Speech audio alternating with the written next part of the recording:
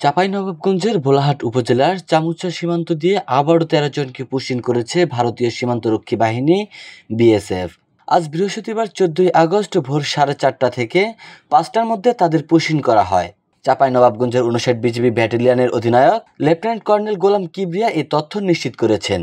গোলাম কিবরিয়া বলেন, চামুচা সীমান্তের ১৯৬/২ এর সংলগ্ন এলাকা দিয়ে তাদের পুশিন করে বিএসএফ এর ১১৯ ব্যাটালিয়নের অধীনে কাঞ্চনজঙ্ঘা ক্যাম্পের সদস্যরা। পরে পুশিনের শিকার ব্যক্তিদের আটক করেন চানশিকারি ক্যাম্পের বিজিবি সদস্যরা। আটককৃতদের বাড়ি বাংলাদেশের বিভিন্ন জেলায়। তাদের পরিচয় নিশ্চিত হয়েছে বিজিবি। পুশিনে ১৩ জনই পুলিশ সদস্য। তিনি আরও বলেন, আটক ব্যক্তিরা জানিয়েছেন তারা ২০২৩ থেকে ২০২৫ সালের মধ্যে বিভিন্ন সময়ে কাজের সন্ধানে ভারত যান। পরবর্তীতে ভারতীয় পুলিশ তাদের গ্রেপ্তার করে। বিভিন্ন মেয়াদে সাজা ভোগের পর পুলিশ তাদেরকে সীমান্ত দিয়ে ঠেলে পাঠানোর জন্য বিএসএফ এর কাছে হস্তান্তর করে। এর আগে গত ২ জুন ভোলাহাট উপজেলার চানশিকারি সীমান্ত দিয়ে আরও ৮ জনকে পুশিন করেছিল বিএসএফ।